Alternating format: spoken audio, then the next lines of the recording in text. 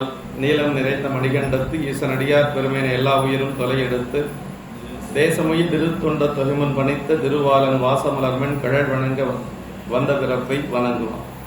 தூக்குசீர் திருத்தொண்ட தொகைவிரி வாக்கினால் சொல்ல வல்லவரான் எங்கள் பாக்கிய பயனாம் பதிக்குன்றைவால் சேக்கிழாரடி சென்னி இருத்துவான். எல்லாம் வல்ல பெருமான் அருந்தரும் பன்னார் மொழி திருநாவுடைய திருவுடலை வணங்கி அருந்தரும் அன்னபூரணி தாயார் உடனவர் கைலாசநாத பெருமானுடைய திருவடி தாமர்களை மனமொழி மெய்களாலை வணங்கி எம்பெருமக்கள் நாயன்மாருடைய பொன்னார் திருவடி தாமர்களை முக்கரணங்களாலை வணங்கி உரையாசிரி சோக்கனையாவுடைய திருவடிகளை நீல நினைந்து அடியார் பெருமக்களுடைய திருவடிகளை எல்லாம் மனம் மொழி மெய்களாலை வணங்கி அமைகின்றோம். அன்பார்ந்த சிவனை செல்வர்களே, இப்போ நம்முடைய திருத்தொண்ட புராணத்துல அப்போதி நாயனாருடைய புராணத்தை சிந்திச்சுட்டு இருக்கிறோம். அப்போதைய நாயனார் புராணத்தை அப்பர் சாமிகள் இல்லாமல் சிந்திக்கவே முடியாது இல்லைங்களா? ரெண்டு ஒன்றோடு ஒன்று பிணைந்து இருக்கு. அப்போதைய நாயனாருடைய சரீரத்தை சிந்திக்கிறதுனா அப்பர் சாமிகளுடைய பெருமைகள் அங்கதான் நம்ம முழுமையா பார்க்க முடியும். அந்த வகையில ஒருவாறு அப்பர் சாமிகள் நாயனாருடைய திருமனைக்கு எழுந்தருள் செஞ்சிட்டார். அப்போதைய நாயனாருடைய திருமனைக்கு எழுந்தருள் செஞ்சிட்டார். அதாவது முன்ன பின்ன பார்த்ததே கிடையாது அவர் இல்லைங்களா?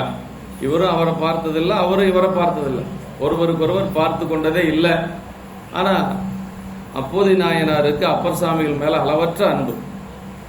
அது நம்முடைய இதுல சொல்லுவது போல பவனனும் நாமம் பிடித்து தெரிந்து பன்னால் அழைத்தால் இவனனை பன்னால் அழைப்பொலியான் என்று எதிர்ப்படுமேன்னு நமக்கு அப்பர் சாமிகள் தேவார் இல்லைங்களா? பெருமானுடைய திருநாமத்தை பல நாள் சொல்லிட்டே இருந்தா சாமி எதிர்படுவாராம். அது மாதிரி திருநாவுக்கரசு திருநாவுக்கரசு திருநாவுக்கரசு சொல்லிட்டே இருந்ததுனால அப்பர் சாமிகள் அருள் செஞ்சிருக்கிறார். அதான் உரையாசிரியர் சொல்றார், ஆண்டவரை போலவே அரசுகள் தாமும் விளங்கிய தெய்வ அருட்கருணை திறம் என்று கருதி போற்றல் போலது. எப்படி ஆண்டவனும் அதே மாதிரி அரசுகளும் அப்போதி நாயனாருக்கு அருள் செய்தார் என்று சொல்றார். ஏன்னா அந்த பெயர் சொல்லுவது அவ்வளவு சிறப்புங்க. அதான் நமக்கு திருவிருத்தத்தில் சொல்றார், பவனனும் நாமம் பிடித்து தெரிந்து பன்னால் அழைத்தார் இவனனை பன்னால் அழைப்பொலையான் என்று எதிர்ப்படுமேன்னு சொல்லி நமக்கு தேவாரம் சொல்லுவது போல அப்படி அரசுகளுடைய திரு பெயரை நாவில் நவீன்ற நலத்தாலே அவருக்கு இந்த மாதிரி ஒரு வாய்ப்பு குருநாதரே வலிய அவருடைய மனைக்கு எழுந்தருள் செய்யக்கூடிய பாக்கியம் கிடைக்குதுங்க. அப்படின்னா அவர் எவ்வளவு பெருமான் மேல அன்பு வச்சிருப்பார், அதே மாதிரி குருநாதர் மேல எவ்வளவு அன்பு வச்சிருப்பார் அப்படிங்கிறத நினைச்சுப்பாங்க. ஆண்டவரை போலவே அரசுகள் அப்படின்னு சொல்றார் உரையாசிரியர். அதுல இந்த இடத்துல நாம தெரிஞ்சு கொள்ள வேண்டியது என்னன்னா, நான் அடியேன் இதுல குறிப்பில்லைனாலும் கூட மனசுல நினைச்சேன். அப்புறம் சரணம் செய்ய சொன்னாரு, ராகவையாவுடைய கருத்தும் அதுதான் அப்படின்னு சொல்லி. அப்போதி நாயனார் வணங்குறதுக்கு முன்னாடி அப்பர் சாமிகள் வணங்கியிருப்பார் அப்படிங்கிறது தான் அடியேன் மனசில் நினைச்சிட்டு இருந்தேன். ஐயாவே சொல்லிட்டாங்க அப்படின்னா அதுக்கு மேல அப்பீல் கிடையாது. அதனால கண்டிப்பா அப்போதி நாயனாருக்கு முன்னாடியே அரசுகள் வணங்கியிருப்பார். ஏன்னா இந்த இடத்துல கடிதனைந்து வாகீசர் களவணிய மற்றவர் தம் அடிபணையா முன்பணியும் அரசின் எதிர் அந்தனார் அப்படின்னு சொல்றார். இந்த இடத்துல அந்த அடிபணையா முன்பணியும் அரசு அப்படின்னு சொன்னது இந்த இடத்துல ஏன் அப்படி சொன்னார் அப்படின்னா, கண்டிப்பா இந்த இடத்துல அவர் குருநாதரா இருக்கிறார், அவர் சீடரா இருக்கிறார். அதனால அது வெளிப்படையா சொல்லாம புராணத்துல ஒரு மறைமுகமாக சேக்கிழ பெருமான் இதை சொல்லி வச்சிருக்கிறார் அப்படிங்கிறது தான் உண்மை. அதுக்கு ஐயாவே சொல்லிட்டாங்க அப்படின்னா அதுக்கு ஒன்றும் இது இல்லை. அதனால கண்டிப்பா முடிவில் தவம் செய்தேன்கள் முன்பொழியும் கருணைபுரி வடிவுடையீர் என்மனையில் வந்தருளிற்றியன் என்று சொல்லி அவர் வரவேற்கிறார். ஆமா, கருணைபுரி வடிவம், கருணைபுரி வடிவு அப்படின்னு சொல்றார். கருணையே வடிவமாக இருக்கக்கூடிய அரசுகள் அந்த மனைக்கு வர்றார். ஏன்னா அவருடைய கருணை தான் அந்த மனை மீண்டும் மங்களமாக இருக்க போகுது அப்படிங்கிறது பின்னாடி நமக்கு சரியத்துல தெரிய வருது. முன்பொழியும் கருணைபுரி அப்படி சொல்ற. குழந்தையா இருந்தாலும் கூட அப்பர் சாமிகள் தான் முதல்ல வணங்குவார் அப்படிங்கிறத நம்ம சரியத்துல பார்க்கிறோம் இல்லைங்களா?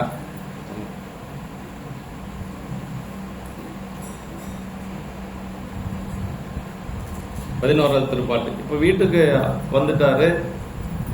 அருளிற்று என் சாமி, நீங்க இங்க வந்திருக்கிறீங்களே பெருமானே என்று சொல்லி, அதுக்கு நான் முடிவில்லாத தவம் செய்திருக்கணும் என்று சொல்லி அவர் போற்றுகின்றார்.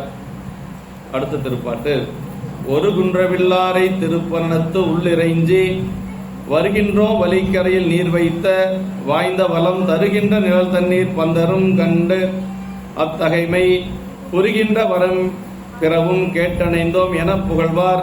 அப்படி திருப்பரணம் பெருமாளை வழிபாடு செய்து கொண்டு வருகின்ற பொழுது அப்பற்ற அந்த ஒரு குன்ற வில்லாரை திருப்பணத்துள் இறைஞ்சி மேருமலையை வில்லாகுடைய பெருமானை திருப்பரணம் என்னும் தலத்தில் வணங்கி கொண்டு வருகின்றோம்.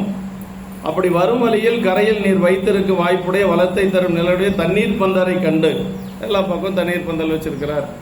அப்படி தண்ணீர் பந்தரை கண்டு அத்தன்மையால் புரிகின்ற அறங்கள் பிறவற்றையும் கேட்டும் இங்கு வந்தணைந்தோம். நீங்க செய்யக்கூடிய அறங்களை எல்லாம் கேட்டு இங்கே வந்தணைந்தோம் என்று சொல்லி சொல்றார். ஒரு குன்ற என் மனையில் வந்தருளிற்று என் என்று அப்போதையார் கூறியதை தொடர்ந்து, எதுக்கு சாமி இந்த மாதிரி வந்திருக்கிறீங்க, என்ன விஷயமா வந்தீங்க கேட்பாங்க இல்லையா, என்ன காரணம் அப்படின்னு சொல்லி கேட்கின்ற பொழுது அப்ப இன்னும் அப்பர் சாமிகள் தான் வந்தார்னு அவருக்கு தெரியாது இல்லைங்களா. யாரோ ஒரு அடியார் வந்திருக்கிறார் அப்படிங்கிற நோக்கத்துல தான் பேசிட்டு இருக்கிறார். அப்போதி நாயனாருக்கு இன்னும் வந்தது அப்பர் சாமி அப்படிங்கிறது தெரியாது. அதனால அப்படிதான் பேசிட்டு இருக்கிறார். என் மனையில் வந்தருளிற்று என் என்று அப்போதையார் கூறியதை தொடர்ந்து கொண்டு வாகீசர் தம்மை இன்னவர் என்று அறியாமலேயே தாம் வந்த வரலாற்றையும் மனைக்கடை தலையில் சார்ந்ததையும் கருத்தில் கொண்டு அறிவிக்கின்றார். இன்னும் யாருன்னு சொல்லல, அவரு சொல்லாமலே பேசிட்டு இருக்கிறார். குன்றவில்லாரை திருப்பணத்தில் இறைஞ்சி என்று சொல்லி, அதாவது பெருமான திருப்பரண கோயிலில் சென்று இறைஞ்சி வழிபாடு செய்து கொண்டு வருகிறோம் என்று சொல்லி சொல்றாங்க. வருகிற பன்மை இறைவனின் பெருமை குறித்தது என்று சொல்லி வழிக்கரையில் அப்படி வரக்கூடிய வழியில தான் தண்ணீர் பந்தல் பார்த்தோம். தண்ணீர் பந்தலுக்கு நீரினை போலவே குளிர் நிழலும் இன்றியமையாது வேண்டப்படுவது என்பது போன வகுப்புலேயே நம்ம பார்த்தோம் இல்லைங்களா. தண்ணீர் பந்தல் அமைக்கிறதுனா ஒரு நல்ல சோலையா நிழல் தரக்கூடிய ஒரு பகுதியா இருக்கணும் இல்லைங்களா. அப்பதான் அடியார் பெருமக்கள் கொஞ்ச நேரம் இலைப்பாரி அப்புறம் தண்ணீர் பருகி கொண்டு போவாங்க. அது மாதிரி அது இடமெல்லாம் அப்படியெல்லாம் பார்த்து அப்போதி நாயனார் அந்த மாதிரி இடத்துல வச்சிருக்கிறார். அது திரு பைஞ்சலியில சாமி தண்ணீர் பந்தல் அமைச்சு கொடுக்கிறார் இல்லைங்களா, பொய்கை அமைச்சு கொடுக்கிறார். அப்ப சொல்லுவார், காவும் குளமும் முன் சமைத்து காட்டி அப்படிங்கிறார் சேக்கிழ பெருமான். கான்னா சோலை இல்லைங்களா, அப்புறம் குளம். ஏன்னா குளம் மட்டும் இருந்ததுன்னா வெயிலா இருக்கும், வெயில்ல அப்படி கொஞ்சம் இலைப்பாறுவதற்கு இடமில்லாத போயிடும். அதனால சாமி என்ன பண்ணாரா, அப்பர் சாமிகள் திருச்சிராப்பள்ளி எல்லாம் வழிபாடு செய்து கொண்டு அப்படியே நடந்து வந்துட்டு இருக்கிறார். நல்ல மதிய நேரம், ஒரு 12-1 மணிக்கு மேல, நல்ல வெயில் காலம், வேநீர் காலம். அதனால என்ன செஞ்சாரா சாமி, முதல்ல காவும் குளமும் முன் சமைத்து காட்டி வழிபோம் கருத்தினால் மேவும் திருநீற்றந்தனராய் நாவினுக்கு மன்னர் எதிரே நன்னி இருந்தார் அப்படின்னார். விண்ணின் மேல் தாவும் புல்லும் மண்களிக்கும் ஏனமும் காண்பறியவர்தாம் என்று சொல்லி சேக்கிழ பெருமான் சொல்றார். ஆமா, அப்படி முதல்ல ஒரு அமைத்து சோலை அமைத்து அதற்கு பிறகு குளம் அமைத்து அப்படி பொதிசோற்றோட அப்படி கட்டமுதோட சாமி காத்துட்டு இருக்கிறார். ஆமா, அவரை சாமி பெரியவரா இருக்கிற மாதிரி இவர் நாவுக்கரசு பெருமான் அப்படின்னா இவர் அரசர், நாவினுக்கு மன்னர் எதிரே நன்னி இருந்தார். இந்த இடத்துல அரசர் அப்படின்னு சொல்லி சொல்றாரு பாருங்க, அது ஒரு அழகு. சேக்கிழ பெருமான் சொல்றது ஒரு அழகு. நாவினுக்கு மன்னர், அவர் உட்கார்ந்துட்டு இருக்கிற சாதாரணமானவர் நினைச்சிடாதீங்க. அவர் எப்படிப்பட்டவர், நாவினுக்கு மன்னர் எதிரே நன்னி இருந்தார். அவர் எப்படிப்பட்டவர், திருமாலும் பிரமனும் தேடி காண முடியாத பெருமான், மண்கிழிக்கும் ஏனமும் புல்லும் காண்பறியவர் தாம் அப்படின்னு சொல்லி சேக்கிழ பெருமான் அந்த இடத்த அருமையா சொல்வார். அது மாதிரி இந்த இடத்துல ஒரு தண்ணீர் பந்தர் அமைக்கணும் அப்படின்னா நிழல் தரக்கூடிய பகுதியா இருக்கணும், பல பேர் போகக்கூடிய பகுதியா இருக்கணும். இப்படி எல்லாம் அந்த இடமெல்லாம் பார்த்து அப்படி அமைத்திருக்கிறார் அப்போதி நாயனார் என்று சொல்லி. ஏன்னா நாவுக்கரசு பெருமானும் இதெல்லாம் முதல்ல செய்தவர் தான் இல்லைங்களா. காவலர்த்தும் குளம் தொட்டும் கடப்பாடுகள் பல செய்தும்னு அவர் சமயத்துக்கு வருவதற்கு முன்பாகவே இதை செஞ்சிருக்கிறார். உலகியல் அறங்கள் பல செய்திருக்கிறார். அது மட்டுமல்ல, நாவலர்களுக்கு பொருள் கொடுத்தும் அப்படிங்கிறாரு.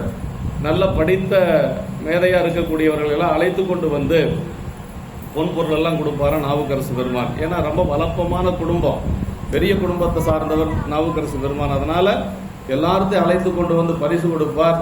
அதே மாதிரி குளம் வெட்டுவார், தண்ணீர் பந்தல் எல்லாம் அமைத்திருக்கிறார் நாவுக்கரசு பெருமான்.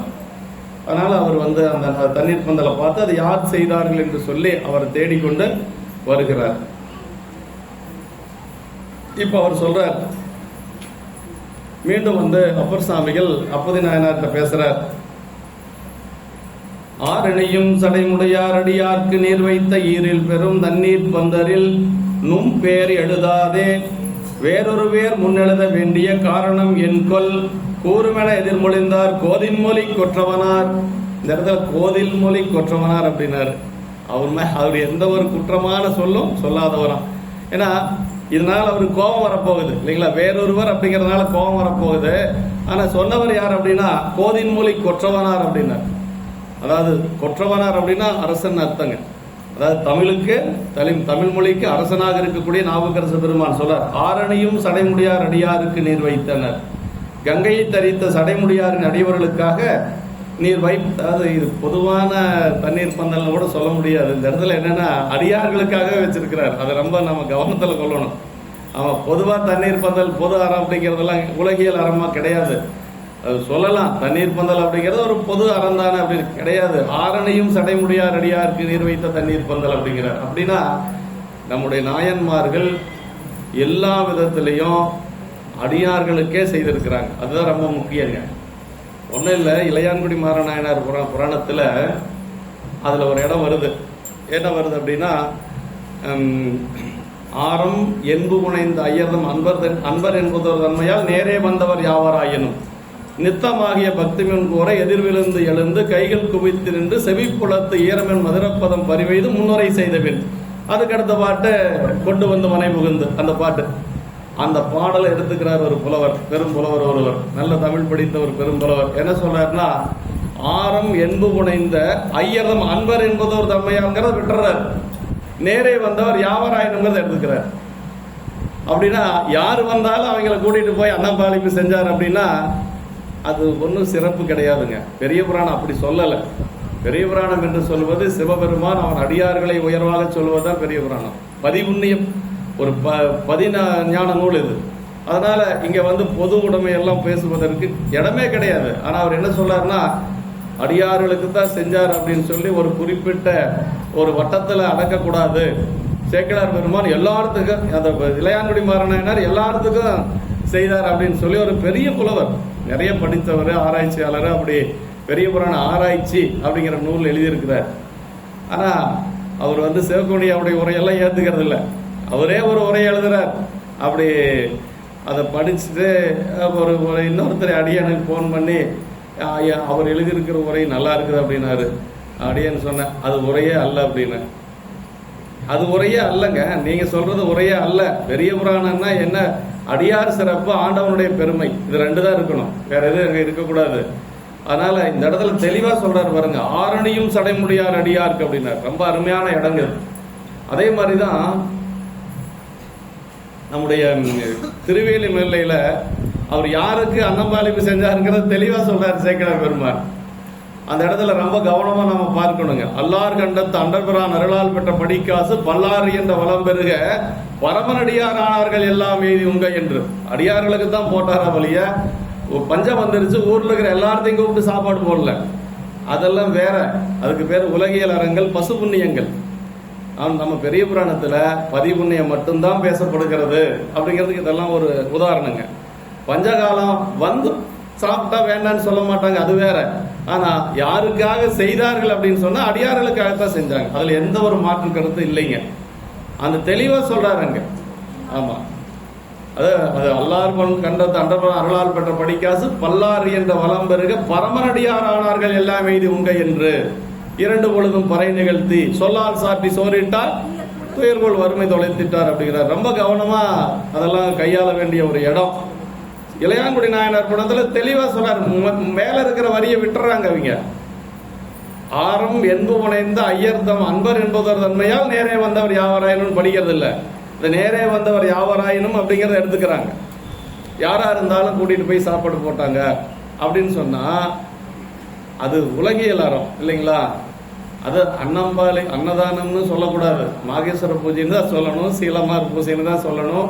இல்லைன்னா அன்னம் பாலிப்பு அப்படின்னு சொல்லலாம். அன்னதானம்னு சொல்லவே, நாம தானம் கொடுக்கறதுக்கு நம்ம பெரிய ஆள், அடியார்களுக்கு தானம் கொடுக்கறதுக்கு நீ பெரிய ஆளா ஐயா, ஒரு கேள்வி வருது இல்லைங்களா. அடியார்களுக்கெல்லாம் நீ தானம் கொடுக்கற அளவுக்கு பெரிய ஆளா அப்படின்னா அப்படி அல்ல.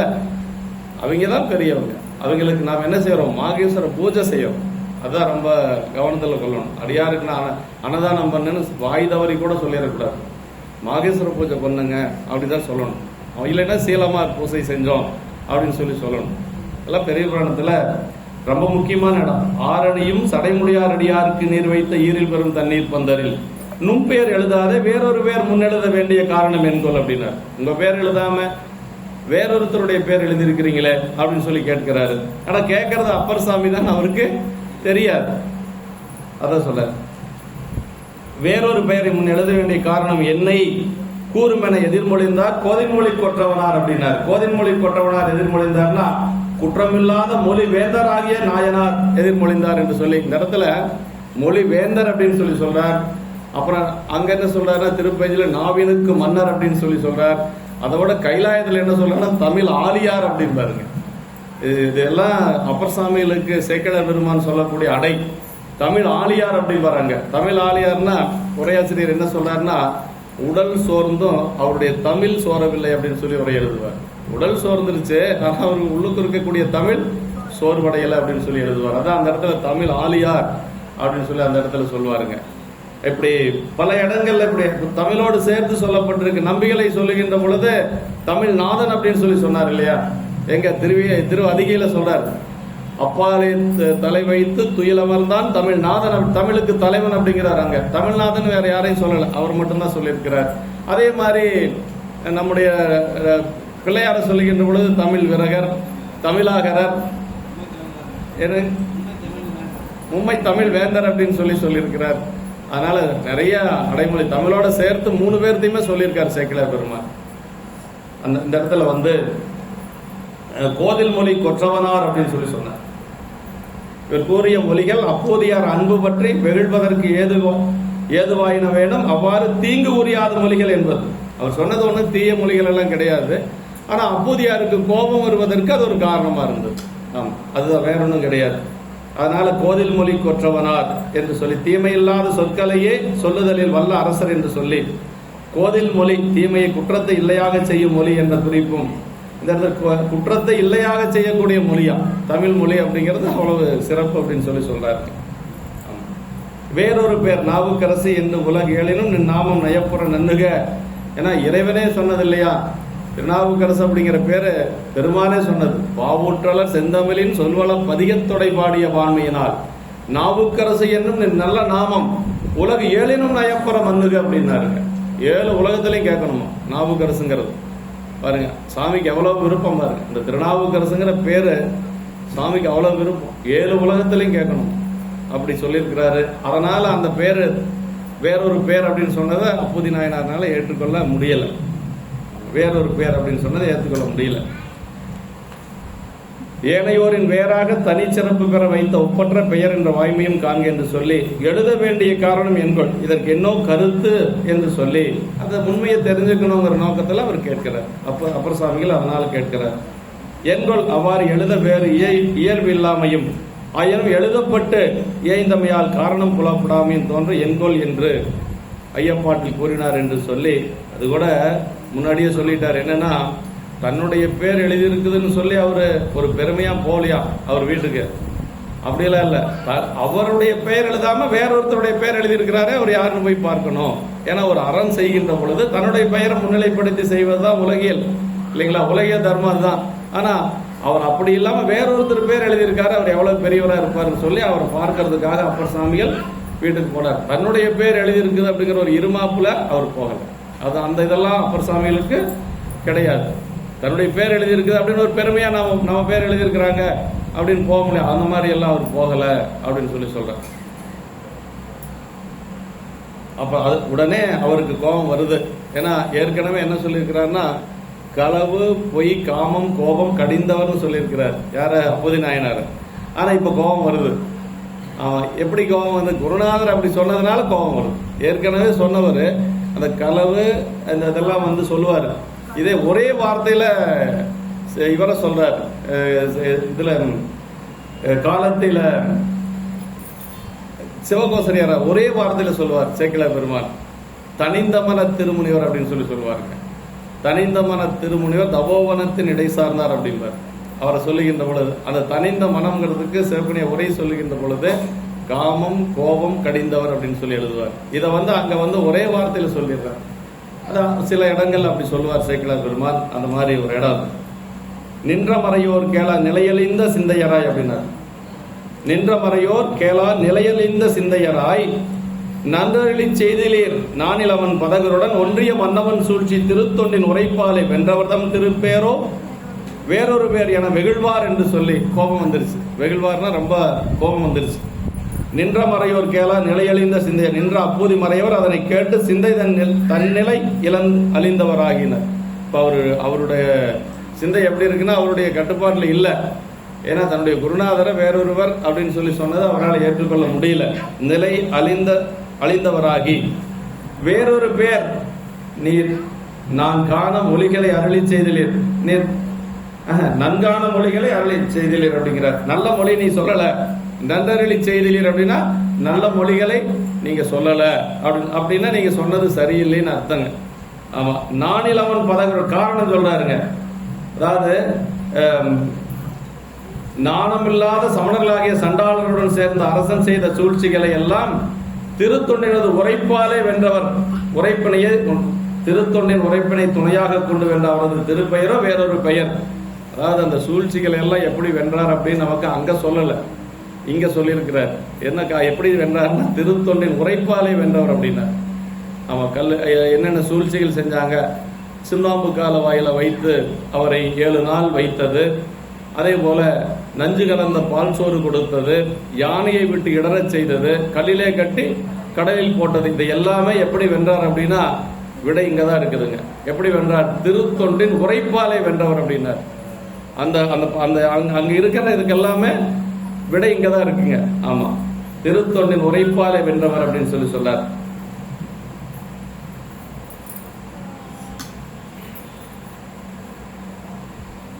வேறொரு பேர் அதாவது நன்றருளி செய்திலீர் அப்படின்னு சொல்லி சொல்றார்.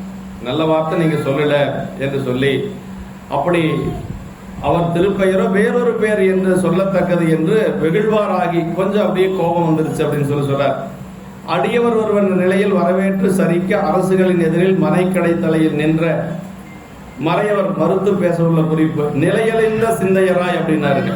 உலகில் மக்கள் எவரே ஆயினும் சிந்தையை நிறுத்த வேண்டிய பொறை முதலிய நிலை நின்று எக்காலத்தும் அலையலாகாது. எந்த காலத்திலையும் அந்த பொறுமை அப்படிங்கிறதுல வெளியவே வரக்கூடாதான். அப்பர் சாமிகள் கூட 4ஆம் திருமுறையில் சொல்ல பொறையனும் நீரை பாய்ச்சி அப்படின்னு பாருங்க. ஆமா, விளக்கினால் பொறையனும் நல்ல பாட்டது. மெய்மையாம் உழவை செய்து விருப்பனும் வித்தை வித்தி பொய்மையாம் கலையை வாங்கி பொறையனும் நீரை பாய்ச்சி அப்படின்னார். தன்னையும் நோக்க கண்டு தகவனும் வேலையிட்டு செம்மையும் நிற்பராகில் சிவகதி விளையும் என்று அப்படிம்பாரு. எப்ப சிவகதி வரும்னா அப்பர் சாமி சொல்றார் பாருங்க, 4ஆம் திருமுறையில் சொல்றார். மெய்மையாம் உழவை செய்து அப்படின்னார். அன்பு என்று சொல்லக்கூடிய உண்மை என்று சொல்லக்கூடிய அந்த உழவை செய்து மெய்மையா உழவை செய்து விருப்பனும் வித்தை வித்தி. விருப்புன்னா அன்புங்க. பெருமானிடத்துல என்ன செய்யணுமா, அதுக்கு என்ன விதை போடணுமா, ஒரு வயல் உழுவது போல சொல்றாரு. அதுக்கு என்ன விதைன்னா அன்பு என்று சொல்லக்கூடிய விதை, விருப்பனும் வித்தை வித்தி. அப்புறம் பொய்மையாம் கலையை வாங்கினார். நமக்கு இருக்கக்கூடிய ஆணவம் கண்மம் இதுதான் பொய்மைங்க. அதையெல்லாம் நீக்கி பொய்மையாம் கலையை வாங்கி பொறையனும் நீரை பாய்ச்சினார். அதுல பொறுமை என்று சொல்லக்கூடிய நீரை பாய்ச்சணுமா அங்க சொல்றாரு. பொறையனும் நீரை பாய்ச்சி அப்புறம் தம்மையும் நோக்க கண்டு அப்படின்னாரு. நம்ம யாரு, பெருமான் யாருங்கிறது முதல்ல நமக்கு தெரியணும். அப்புறம் தம்மையும் நோக்க கண்டு தகவனும் வேலி அமைத்து அப்படின்னு சொல்லி சொன்னார். சாமிக்கு நமக்கு இருக்கக்கூடிய உறவு, அப்புறம் அதை எதுவும் தாக்காத மாதிரி இருக்கணும். அப்படி தகவனும் வேலியிட்டு தம்மையும் நோக்க கண்டு தகவனும் வேலியிட்டு எப்படி இருக்கணுமா, செம்மையுள் நிற்பராகில் சிவகதி விளையும் என்றேன். எப்ப சிவகதி வரும்னா அந்த சிவத்தன்மையோடு இருந்தா, இப்ப அப்பர் சாமிகள் சொன்ன மாதிரி எல்லாம் இருந்தா சிவகதி வரும் அப்படின்னு சொல்லி நமக்கு சொல்றார். இந்த இடத்துல அந்த பொறை அழிந்த சிந்தையர் அப்படிங்கிறது ரொம்ப முக்கியங்க. அப்படி நிலையழிந்த சிந்தையராய் அப்படிங்கிறது உலக மக்கள் யாராக இருந்தாலும் அது பொறுமை அப்படிங்கிறது கண்டிப்பா அடியாரா இருந்தாலும் சரி, உலக மக்களா இருந்தாலும் சரி, கண்டிப்பா அது வேணுங்க. அந்த பொறுமை என்று சொல்லுவது வேணும்.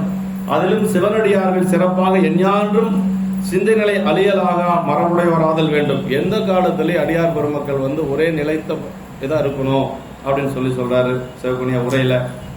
அப்படி மலையே வீழினும் மனிதர்கள் நிலையில் நின்று கலங்க பெருதுரேர் தலைவனாகி ஈசன் தமர்களை கொலைகை யானை தான் கொண்டிட இருக்குமோ என்று சொல்லி வாகீசருடைய திருவாக்கு. மலையே வீழ்ந்தாலும் சரி, கொலை யானை நின்னாலும் சரி, நிலையில நம்ம தாழ்ந்து இருக்கக்கூடாது என்று சொல்லி நிலை தெரியக்கூடாது அப்படின்னு சொல்லி சொல்றாருங்க.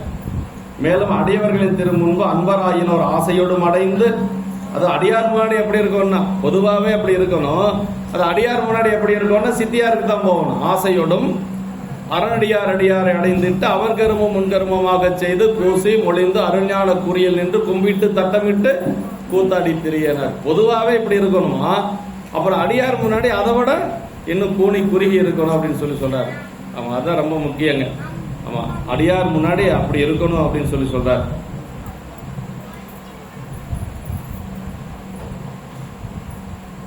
இத்தன்மையில் எல்லாம் விட்டு இங்கு அப்போதையார் சிந்தனைகளை அழிந்தவை என்னையோ எனின். சரி, இப்படி எல்லாம் இலக்கணம் இருக்கு அடியாருக்கு. சரி, அப்போது நாயனர் இப்ப அந்த சிந்தையிலிருந்து அழிந்துட்டாரு. என்ன காரணம் அப்படின்னா, மறைகள் நிந்தனை சைவ நிந்தனை போற மனம் தர வேண்டும் என்று நந்திதேவர் வரம் கேட்டபடி, நந்திதேவர் 16 வரங்கள் கேட்கிறார் திருவையாற்றுல. அந்த 16 வரங்களும் மறைகள் நிந்தனை சைவ நிந்தனை போறா மனமும், அதுல நிறைய வருங்க. பரதாரம் நச்சிடாத நோன்பு அப்படிங்கிறதெல்லாம் சொல்றார், நிறைய சொல்றார்.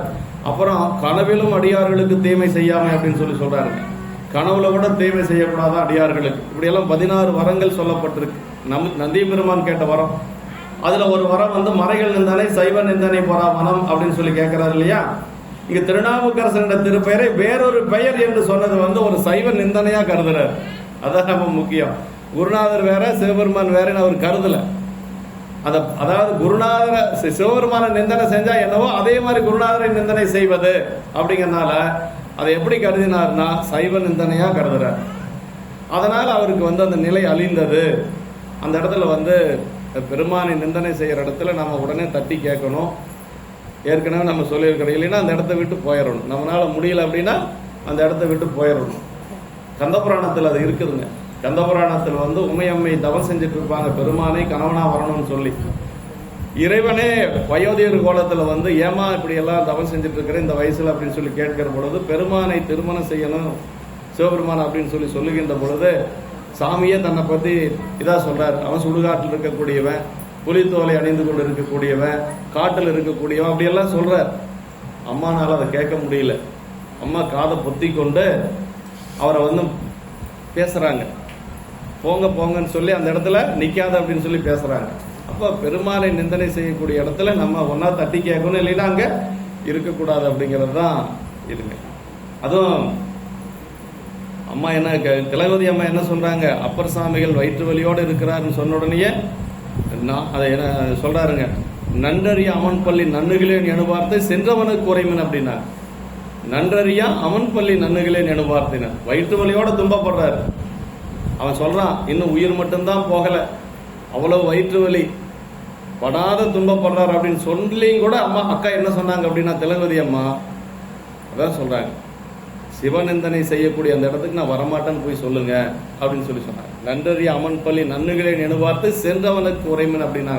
அதற்கு பிறகுதான் அப்பர் சாமிகள் இரவோடு இரவாக வெள்ளை புடவையை தலையில சாற்றி கொண்டு திருவதிக்கு வர்றார். அப்ப எந்த காரணத்தை கொண்டும் சிவநிந்தனை செய்யக்கூடிய இடத்துல இருக்கக்கூடாது. இந்த இடத்துல அப்பர் சாமிகளை நிந்தனை செய்ததை அவரால் ஏற்றுக்கொள்ளவே முடியல. யார் அப்போதி நாயனாரால செஞ்சது அப்பர் சாமி அவருக்கு ஒன்றும் தெரியாதுன்னு வைங்களேன், இருந்தாலும் ஏற்றுக்கொள்ள முடியல. அதான் வேறொரு பெயர் என்று சொன்னதை பெரு நிந்தனையாக கொண்டதனால் அப்போதையார் மனம் நிலை அழிந்தது என்று சொல்லி, சிவனையும் அடியாரையும் சிவ நூல்களையும் யாரேனும் நிந்தனை செய்வாராகில் அதை கேட்கலாகாது என்று சொல்லி சொல்றாருங்க. கேட்டு சும்மா இருத்தல் பாவமா. சத்தி நாயனார் என்ன செஞ்சார், அது மாதிரி செய்யணுங்கிறார். இன்னைக்கு அதை ஒத்து வருமானு தெரியல. அப்படின்னா எத்தனை பேர் நாக்கு இல்லாத நூல்ல தெரிஞ்சிட்டு இருப்பான்னு பாருங்களேன். சத்தி நாயனார் மாதிரி எல்லாரும் அவதாரம் எடுத்தா என்ன ஆகிறது? அதனால அப்படி முடியாது, பேசாம அந்த இடத்துல இருந்து நம்ம விலகிக்கலாம். ஆமா, இந்நாள் சைவ உலகம் எனப்படுவது சிவ நிந்தனைகளை உலம் பதைக்காமல் வாழா கேட்டு சும்மா இருப்பதை அன்றி தானும் பலவாற்றானும் சிவநிந்தனைகளை செய்கின்றது காலத்தின் கொடுமை என்று சொல்லி அப்போது நம்முடைய உரையாசிரியர் சொல்றார். அதன் அப்போதையார் கொண்ட மனப்பான்மையின் தத்துவம் இந்நாளில் விளங்குதல் அரிது என்று சொல்லி, அந்த அளவுக்கு இன்னைக்கு இருக்கக்கூடியது ரொம்ப அரிது. தம்மையேனும் தம் உடலோடு ஒளியும் மனைவி மக்கள் சுற்றத்தாரிலேனும் ஒருவர் சிந்திக்க கேட்டால் எத்தனை கோபம் கலகம் விளைக்கின்ற. இப்போ நம்ம கூட பிறந்தவங்களையோ அப்பா அம்மாவையோ யாராவது பேசுனா நமக்கு எவ்வளவு கோபம் வருது. அடியார்களை பத்தி பேசினா யாராச்சும் கோபம் வருதா அப்படின்னு கேட்கிறாரு. அடியார்களை பத்தி பேசினாலும் அந்த இடத்துல நமக்கு அந்த கோபம் வரணும் அப்படிங்கிறது தான். அந்த உயிருடன் வரும் இறைவனையும் நமது உயிரின் சுற்றமாகிய, உயிரோடு கலந்திருக்கக்கூடியது இறைவன். அதான் அந்த உயிருக்கு சுற்றமாக இருக்கக்கூடியது அடியார். அதான் உறவாவார் உருத்தர பல்கணத்தார் அப்படின்னு சொல்லி அப்பர் சாமிகள் சொல்றாருங்க. அப்படி அவன் அடியார்களின் நிந்திக்க கேட்டால் சிறிதும் எண்ணாது வாளா இருத்தல் எத்தனை மடமையும் பாவமும் ஆகும் என்று சொல்லி சிவப்பணிய உரையில சொல்றாருங்க. அதான் நன்றறிலி செய்திலீர் அப்படின்னா தீங்கு சொன்னீர் என்னாது இவ்வாறு சொன்னது நிலையழிந்த சிந்தையராகிய போதும் அடியார் திருவேடத்தின் அப்போதையார் வைத்த அன்பின் நிலை ரொம்ப முக்கியங்க. அதாவது நீங்க சொன்னது சரியில்லை அப்படின்னு சொல்லல பாருங்க, எதிர்மறையா சொல்லக்கூடாதுன்னு சொல்லி, ஏன்னா வேடத்தோட இருக்கிறாரு, ஒரு இதுக்கு மேல ஒரு கட்டத்துக்கு மேல பேச முடியாது, அதனால நீங்க நல்ல வார்த்தை சொல்லல அப்படின்னு சொல்லி சொல்றாரு. நன்றறிலி செய்திலீர் அப்படின்னு சொல்லி சொல்றாரு. அதான் அப்போதியார் வந்து திருவேடத்தின் அப்போதியார் வைத்த ஒரு அன்பின் நிலை அப்படின்னு சொல்லி சொல்றாங்க. நானில் அவன் பதக அப்படின்னு நான் இல்லாமையாவது தான் செய்த வஞ்சனை வெளிப்பட்ட போதும், அவங்க செஞ்ச வஞ்சனையெல்லாம் வெளிப்பட்ட பொழுது அவங்களுக்கு கொஞ்சம் கூட அந்த வெக்கமே இல்லை, நாணமே இல்லை. சமணர்களுக்கு அந்த நாணமே இல்லை. மீண்டும் மீண்டும் மீண்டும் மீண்டும் அதை செய்து கொண்டே தான் இருந்தாங்களே ஒழிய அது வந்து நம்ம செஞ்சது தவறு அப்படின்னு சொல்லி அவங்க நினைக்கவே இல்லை.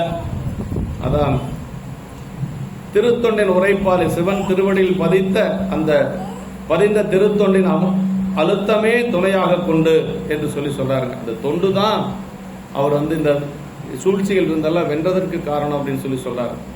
தொண்டாவது திருவடினையே பற்றி கிடத்தல். அதாவது தொண்டுனா என்னன்னா இந்த இடத்துல அவருடைய இறைவனுடைய திருவடியவே பற்றி கிடப்பது தொண்டு அப்படின்னு சொல்லி உரையாசிரியர் சொல்றார். என் கடன் பணி செய்து கிடத்தல் தன் கடன் அடியனையும் தாங்குதல் என்று சொல்லி அப்பர் சாமிகளுடைய தாரக மந்திரமாக இருக்கிறதுனால தொண்டு என்று சொன்னா இறைவனுடைய திருவடியை பற்றி கொண்டு இருக்கிறது எல்லாமே தொண்டு தான். அதற்கு மேல நாம சரியைகளால் செய்யக்கூடியது கிரியை இதெல்லாம் அது வேற. ஆனால் இறைவனுடைய திருவடியை மனசுல பற்றி கொண்டிருப்பதே ஒரு பெரிய தொண்டு தான். அதுக்கு மேல பதிகம் பாடுவது உளவாரப்பணி செய்வது எல்லாமே தொண்டின்பால் வரக்கூடியது தான். சூழ்ச்சிகளை வென்றமை நாயனார் புராணத்தில் விரிக்கப்பட்டது என்று சொல்லி என்னென்ன சூழ்ச்சி அப்படிங்கிறது அந்த 4 சூழ்ச்சிகளை நம்ம நினைச்சுக்கணும். திருப்பெயரோ வேறொரு பெயர் அப்போதைய வெகுண்டமைக்கு காரணம் இதுதான் அப்படின்னு சொல்லி சொல்றார். அடுத்த திருப்பாட்டுல நம்மையுடையவர் கடல் கீழ் நயந்த திரு தொண்டாலே இம்மையிலும் பிழைப்பதென என் போல்வாரும் தெளிய செம்மைபுரி திருநாவுக்கரச திருப்பேர் எழுத வெம்மை மொழி யான் கேட்க விளம்பினீர் என விளம்பி. இன்னும் அவருக்கு அந்த கோபம் குறையல, அதே அப்படியே பேசிட்டு இருக்கிறார். நம்மை உடையவர் கடல் கீழ் நயந்த திரு தொண்டாலே அப்படின்னார். நம்மை உடையவர் கடல் கீழ் நயந்த திரு தொண்டை இம்மையிலும் பிழைப்பதனை என்போல்வாரும் தெளிய அப்படின்னார். சொல்றாரு, நம்மை உடையவராகிய சிவபெருமானுடைய திருவடிகளின் கீழ் செய்யும் திருத்தொண்டினாலே இம்மையிலும் நாம் உயிரியை பெறுவது என்று என்போல்வார்களும் தெளியும்படி, என்னை போன்றவர்களெல்லாம் தெளியும்படியாக செம்மையை புரியும் திருநாவுக்கரசர் திருப்பெயரனை நான் எழுதிடவும், அப்படிப்பட்ட செம்மைபுரி திருநாவுக்கரசருடைய பெயரை நான் எழுதியிருக்கிற பொழுது வெவ்விய சொற்களை யான் கேட்கும்படி சொன்னீர். இந்த சொல்ல கேட்டதே முதல்ல தவறு, அது பாவமா கருதுறார். அந்த வெம்மையான சொற்களை யான் கேட்கும்படி சொன்னீர் என்று சொல்லி கொஞ்சம் வருத்தப்படுறார். இந்த மாதிரி சொல்ல வெம்மை மொழி யான் கேட்க விளம்பினீர் என்று சொல்லி இப்படி சொல்ற கேட்கறத நான் வந்து கேட்கிற மாதிரி ஆயிடுச்சு என்று சொல்லி வருத்தப்படுறாருங்க. நம்மை உடையவர் சிவபெருமான், யாரு? சிவபெருமான் தான் நம்மை உடையவர் இல்லைங்களா? முன்னின்று இவ்வகை மொழிந்த உம்மையும் என்னையும் என்று சொல்லி இன்னும் என எல்லா உயிர் வர்க்கங்களையும் அடிமையாக உடைய தலைவர் பெருமான் வந்து எல்லா உயிர்களுமே இறைவனுக்கு அடிமை தான் இல்லைங்களா? உயிருள்ள பொருள்கள் அனைத்தும் பெருமானுடைய அடிமை, உயிரற்ற பொருள் அனைத்தும் இறைவனுடைய உடைமை. இப்போ நமக்கு அப்படின்னா எப்படி வந்தோமோ அப்படியே போக வேண்டியதுதான். நமக்குன்னு சொல்லி இந்த உலகத்துல உடைமை ஒண்ணுமே கிடையாது இல்லைங்களா? நாம வந்து அடிமை அப்படிங்கிறது தான் நம்ம பார்க்கணும். மேலா அடிமை உமக்கே ஆளாய் இல்லைங்களா? என்னைக்கு நமக்கு தற்சுதந்திரம் கிடையவே கிடையாது. ஆன்மாவுக்கு இறைவனுக்கு அடிமை, அடியார்களுக்கு அடிமை, இதே தான் நமக்கு வாழ்நாள் முழுக்க இதே தான். பெத்தத்திலையும் அப்படியே தான், முக்தியிலையும் அப்படியே தான். அவன் ஆண்டான், நம்ம அடிமை. அதான் நம்பிகள் வந்து தெளிவா சொல்லிட்டார், மீளா அடிமை உமக்கே ஆளாய் பிறரை வேண்டாதே. அதனால வந்து அப்படி திருத்தொண்டின் உரைப்பாலை என்று சொல்லி என்போல்வாரும் தெளிய அப்படின்னு சொல்லி சொன்னார். நயந்த அன்புடன், நயப்புன்னா மனமுருகிய அன்பு அப்படின்னு சொல்லி நயந்த திருத்தொண்டா, நயந்த என்று சொல்லி சொல்றார். இம்மையிலும் அம்மை மறுமையில என்று இம்மையிலும் என்று சொல்றாருங்க இந்த இடத்துல. என்போல்வாரும் தெளிய மந்தம் அதிகளாய் அறிவு சுருங்கி என்னை போன்றவர்களும் அப்படின்னு சொல்லி சொல்றாரு. தன்னை வந்து அப்படி கொஞ்சம் கீழா சொல்றார், அப்படியெல்லாம் இல்லை சொல்றார். என்போல்வாரும் தெளிய என்று சொல்லி சொல்றார். தன்முனைப்பு என்பது சிறிதுமின்றி சைவத்தின் தாழ்வனும் தன்மையை அணிகலமாக பூண்டவர் அப்பூதியார் என்பது என்று சொல்லி, பேச்சில் தன்மை, தாழ்வேணும் மனப்பான்மை, அப்படி பேசுறதுல கோபமா பேசுறதுல கூட ஒரு தன்மை பாருங்களேன். அதுல கூட ஒரு அந்த சைவமாம் அந்த தாழ்வேணும் சைவமாம் சமயம் சாதல் அப்படிங்கிறது அங்க வருது. கோபமா தான் பேசுறாரு, ஆனாலும் கூட தன்னை எந்த இடத்துலயும் பெருசா பேசல. அதுதான் பெரிய வேலை. என்போல்வாரும் தெளிய, தன்னை ரொம்ப சாதாரணமா சொல்றார், தன்முனைப்பு சிறிதும் இல்லாம சொல்றார். அந்த தாழ்வினும் தன்மை அணிகலமாக பூண்டவர் அப்பூதியார் அப்படிங்கிறார். அது அணிகலமாக பூண்டவர் என்று சொல்லியே சொல்றாரு. என்போல்வாரும் தெளிய செம்மை புரி, அறிவில்லா உலகமாக்களும் அறியும்படி செம்மை புரிந்த என்ற திருநாவுக்கரசர் சமணர்களின் தீய செயல்களை எல்லாம் சிவனடி தொன்னின் திறம் போற்றிய வென்று காட்டிய செயல்களை குறித்தது என்று சொல்றார். எல்லாத்துக்கும் தெரியுமே, அதாவது எல்லாத்துக்கும் நாவுக்கரசு பெருமான் செய்த அந்த அருள் செயல்கள் எல்லாத்துக்குமே தெரியும். அதனால என்போல்வாரும் தெளிய அப்படின்னு சொல்ல, ஈசன் எந்த இணையடி நீழலே என்றும் ஒருவர் தமர் நாம் அஞ்சுவது யாதொன்றுமில்லை அஞ்ச வருவது, இதெல்லாம் நாவுக்கரசு பெருமானுடைய தேவாரத்தில் வரக்கூடியது. நற்றுணையாவது நமச்சிவாயவே, ஏத்த வல்லார் நமக்கு இடுக்க நிலை, இதெல்லாம் திருமுறையில் வரக்கூடியது தான். செம்மை அப்படின்னா சிவமாம் தன்மை என்று சொல்லி சொல்றாரு. திருநின்ற செம்மையே செம்மையா கொண்ட என்று சொல்லி நாவுக்கரசு பெருமானுடைய நிலையை பற்றி நம்பிகள் திருத்தொண்ட தொகையிலையும் சொல்றார். திருநின்ற செம்மையே செம்மையா கொண்ட அப்படின்னா சிவத்தன்மை பொருந்திய அப்படின்னு சொல்லி அர்த்தங்க. யான் கேட்க மறைவா நன்றி எதிரில் நானே காது கொள்ள கேட்கும்படியாக என்று சொல்லி, நான் வரபோதே எனக்கு ஏதோ சொன்னா எனக்கு புரியல, வரபடி எதிராக வணங்கி என்னமோ சொன்னா ஏதாவது சொல்லியிருப்பான்னு நினைக்கிறேன். இப்படி சொல்லு இப்படி பேச அப்படின்னு சொல்லியிருப்பான்னு நினைக்கிறேன். வணங்கிட்டு தானால கையை வச்சு என்னமோ சொன்னா எனக்கு தான் புரியல.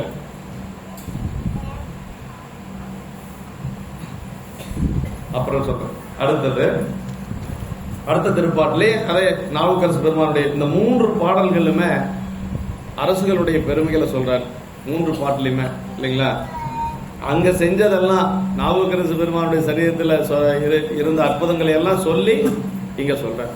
அதான் சொல்றார். பொங்கு கடல் கல்மிதப்பில் போந்தேறும் அவர் பெருமை அங்கனார் தம் புவனத்தில் அறியாதார் யாருளரே மங்களமாம் திருவேடத்துடன் இவ்வகை இன்று இவ்வகை மொழிந்தீர் எங்குறைவீர் நீர்தாம் யார் இயம்பும் என இயம்பினார். ஏன்னா திருவேடத்தோடு இருக்கக்கூடியவங்களுக்கு திருநாவுக்கரசர் தெரியாம இருக்குமா பாருங்க. அப்ப திருவேடத்தோடு இருந்தா கண்டிப்பா நால்வர் பெருமக்களையும் தெரிஞ்சிருக்கணும், நாயன்மார்களையும் தெரிஞ்சிருக்கணும். அதான் திருவேடத்துக்கு அழகு. இல்லைன்னா திருவேடம் போட்டு ஒரு பயணம் இல்ல. வேடத்தோடு இருந்தா கண்டிப்பா நால்வர் பெருமக்களை தெரிஞ்சிருக்கணும். அதுக்கு மேல 63 நாயன்மார்களை தெரிஞ்சிருக்கும். அதான் வேடத்துக்கு அழகு. வேடமெல்லாம் போட்டுட்டா அதெல்லாம் ஒண்ணுமே தெரியாம நிறைய பேர் இன்னைக்கு இருக்கிறாங்க. நிறைய பேர் இருக்கிறாங்க. பார்த்தா ரொம்ப வேடத்தெல்லாம் நிறைய இருப்பாங்க. ஆனா புராணத்தை பத்தி எல்லாம் எந்த சிந்தனையும் இருக்காது. 63 நாயன்மார்களை பற்றி எந்த சிந்தனையும் இருக்காது. சும்மா அப்படி எல்லாரும் போட்டுக்கிறாங்கன்ட்டு அவங்களும் போட்டுக்குவாங்க. அப்படியெல்லாம் இருக்கிறாங்க. அப்படியெல்லாம் இருக்கக்கூடாது. இல்லை, கொஞ்சம் நாம தெரிஞ்சுக்கணும். அதான் சொல்றாரு. திருவேடத்தோடு இருக்கிறவங்களுக்கு நாவுக்கரசு பெருமான தெரியும். நீ எந்த ஊர் முதல்ல எங்க இருக்கிறேன்னு கேட்கிறாரு. யாரு? அப்போதான் கேட்கிறாரு. திருவேடத்தோட இருந்துட்டு நாவுக்கரசு பெருமான தெரியாதா, எந்த ஊர் நீங்க எங்க இருக்கிறீங்க அப்படின்னு சொல்லி கேட்கிறார். கொஞ்சம் கோபத்தோட பொங்கு கடல் கல்மதப்பில் போந்தேறும் அவர் பெருமை அப்படின்னா, அப்படி பொங்கும் கடலினை கல்லே மிதப்பாக கொண்டு போந்து கரையேறி அவர் பெருமையினை சிவபெருமானது புவனத்தில் அறியாதவர்கள் யாரேனும் உலரோ. பெருமானுடைய இந்த புவனத்துல அவரை பத்தி தெரியாதவங்க யாராவது இருக்க முடியுமா?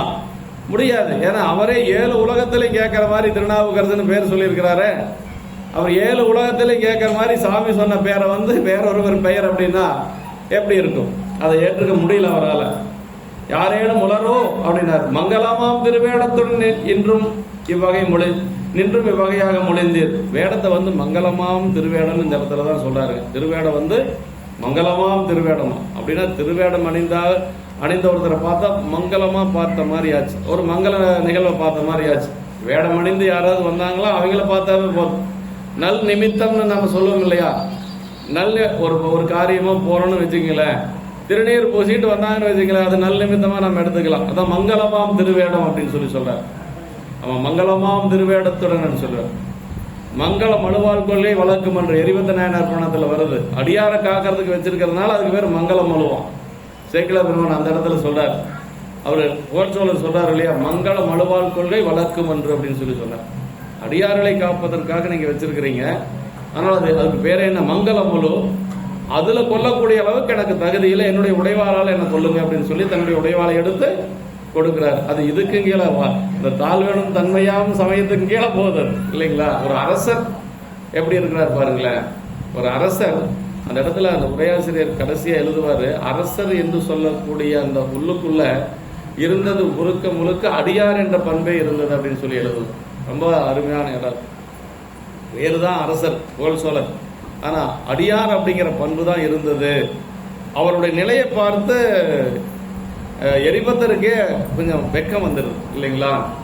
தம்பிரான் பணி மேற்கொண்டு சிவகாமியாரும் சார எம்பிரான் அன்பரான் எரிபத்தர் தாமும் என்னே அம்பலம் நிறைந்தார் தொண்டர் அறிவதற்கறியார் என்று செம்பியன் பெருமையுன்னை திருப்பணி நோக்கி சென்றார் அப்படிங்கிற அந்த இடத்துல அருமையான இடங்க. அவர் தன்னுடைய பெருமையை நினைக்கல, சோழருடைய பெருமையை நினைச்சிட்டு போனாராம். இவரு எரிபத்த நாயனார் எவ்வளவு பெரியவர், அவர் பார்த்து நினைச்சிருந்தா என்ன வேணாலும் பண்ணிருக்கலாமே. செம்பியன் பெருமையுன்னி திருப்பணி நோக்கி சென்றார் அப்படிங்கிறார். திருப்பணி நோக்கி சென்றார் அப்படிங்கிறது அழகு. அதாவது எப்படி இறைவனுடைய பணி திருப்பணியோ அதே மாதிரி அடியாருடைய பணியும் திருப்பணின்னு அந்த புராணத்தில் சொல்றார். அடியார்களுக்கு பணி செய்யறதுக்கு தானே போறார்.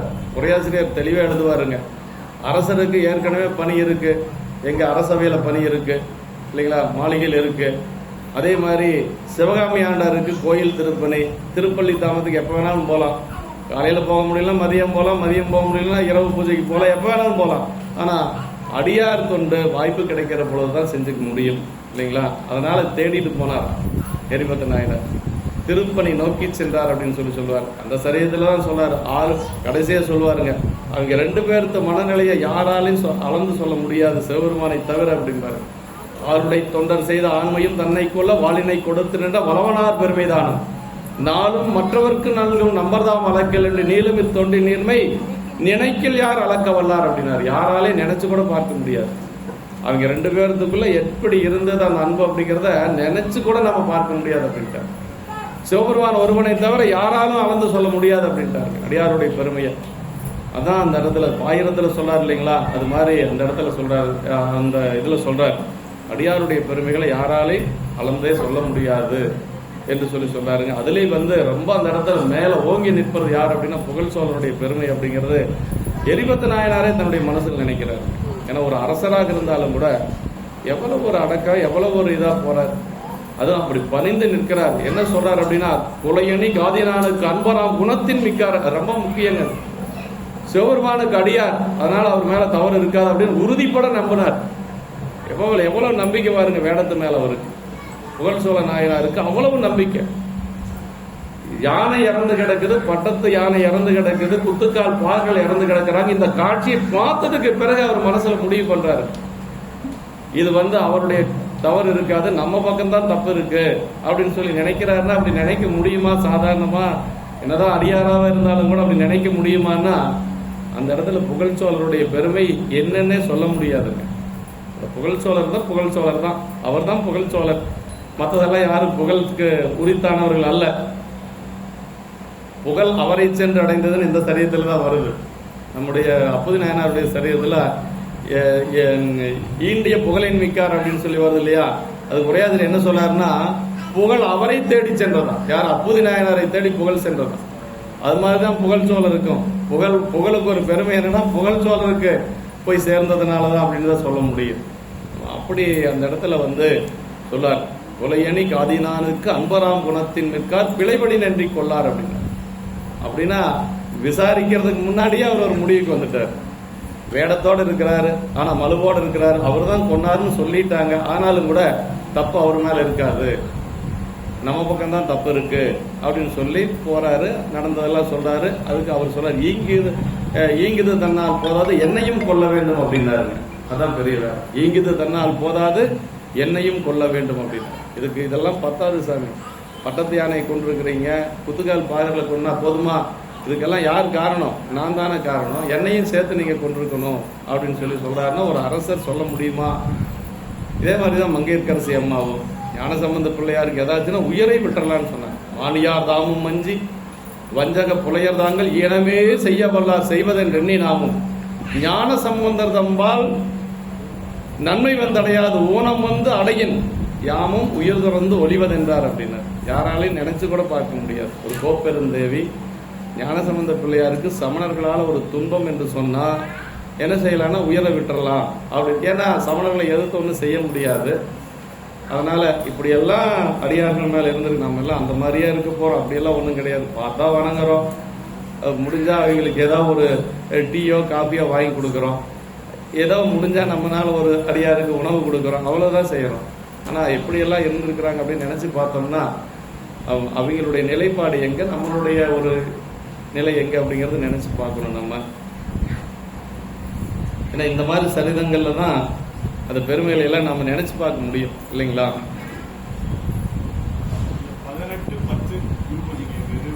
18 நாயனார் குரு பூஜை. சரி சரி சரிங்க.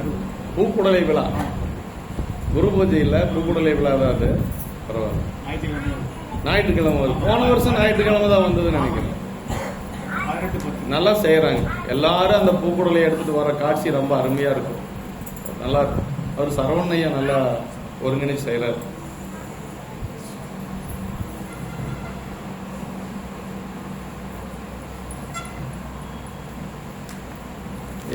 பொங்கு கடல் கண்மிதப்பில் போந்தேறும் அவர் பெருமை என்று சொல்லி சொன்னார். நீர்தாம் யாவர் இயமும் சொல்வீராக என்று சொல்லி இந்த இடத்துல சொல்றாருங்க. பொங்கு கடல் அத கண்மிதப்பில் என்று சொல்லி அவர் கல்லுல கட்டி கடல்ல போடுறாங்க. எப்படி மேல வந்தார் அப்படின்னா அஞ்சலத்தை சொல்லிதான் வர்றார் இல்லைங்களா? சொற்றுணை வேதியன் என்று சொல்லக்கூடிய பதிகத்தை பாடி வர்றார். இருவினை பாசம் மும்மலக்கல் ஆர்த்தலின் வருபவ கடல் வீழ் மாக்கள் ஏறிட அருளுமை அஞ்செழுத்து அரசினை ஒருகள் மேல் ஏற்றிடல் உரைத்தல் வேண்டுமானார். சாதாரண மக்களே, 3 மலங்களால் கட்டப்பட்டு இருக்கக்கூடிய மக்களே அஞ்செழுத்து சொன்னா பிறவி நீங்கிருமா. அப்படி இருக்கிற பொழுது அரசுகளை வந்து இந்த கல்லு மிதந்தது ஒன்றும் பெரிய ஆச்சரியம் அல்ல. அது என்னத்த சொல்றதுக்கு இருக்கு அப்படிங்கிறார் சேக்கிழார் பெருமாள். ஏன்னா அவருடைய நிலை அதுக்கு மேல இருக்கு சரிங்களா? அதுவும் வருணன் வந்து அவரை திரை கரங்களால் தாங்கியது வருணன் மாதவம் செய்தனன் அப்படின்னு சொல்லி சொல்றார். அவர் அரசுகளை வந்து அப்படி மிதக்க செய்தது வருணன் தான கடல். அப்படி வருணன் வந்து பல பிறப்புகளை தவம் செஞ்சிருக்கணுமா. நாவுக்கரசு பெருமானை தன்னுடைய திரை கரங்களால அப்படி சுமந்தது. அப்படி அவ்வளவு பெருமையுடையவர் நம்முடைய நாவுக்கரசு பெருமான். எவ்வளவு செய்திருக்கிறார். அவர் செய்த அற்புதங்கள் அளவே இல்லை. பொங்கு கடல் கல் மிதப்பில் அப்படின்னு மிதப்பு தெப்பம் அறியாதார் யாருளரே என்று சொல்லி இப்படியெல்லாம் இருந்தவரை அறியாதவங்க யாராவது இருக்க முடியுமா அப்படின்னு சொல்லி அங்கனர்தம் போனோம். அங்கனராகி சிவபெருமானால் உயிர்கள் ஈடேறும் பொருட்டு படைத்தளிக்கப்பட்ட 224 புவனங்கள்ல யாரும் இருக்க முடியாது அப்படிங்கிறார். 224 புவனங்கள்ல யாருமே அவரை தெரியாதவங்க இருக்க முடியாது என்று சொல்லி நான் அப்போதி நாயனார் சொல்றார்.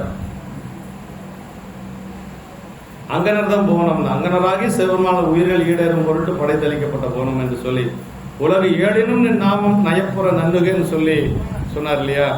7 உலகத்திலேயே உன்னுடைய இந்த திருப்பெயர் திருநாவுக்கரசு அப்படிங்கிற திருப்பெயர் 7 உலகத்திலேயே இருக்கணும். இப்போ நம்ம குழந்தைகளை திருநாவுக்கரசுன்னு வச்சிருக்கிறது கேட்கறதுக்கு மகிழ்ச்சியா இருக்கு. திலகவதியார், திருநாவுக்கரசு இப்படிலாம் பேர் வைக்கணும் இல்லைங்களா? திருமுறைகள்ல நாயன்மாருடைய பேர் வைக்கிறது ரொம்ப சிறப்பு. இறைவனுடைய பெயர் வைக்கிறது எல்லாரும் வைப்பாங்க. நாயன்மார் பேர் யார் வைப்பாங்க? நம்ம தான் வைக்கணும், அடியார்கள் தான் வைக்கணும். நம்மளே வைக்கலைன்னா அப்புறம் யார் வைப்பாங்க? அதனால தசு புசன் எல்லாம் பேர் வைக்காம இந்த மாதிரி எல்லாம் நல்ல நல்ல பேரா இருக்குது நிறைய வைக்கணும்.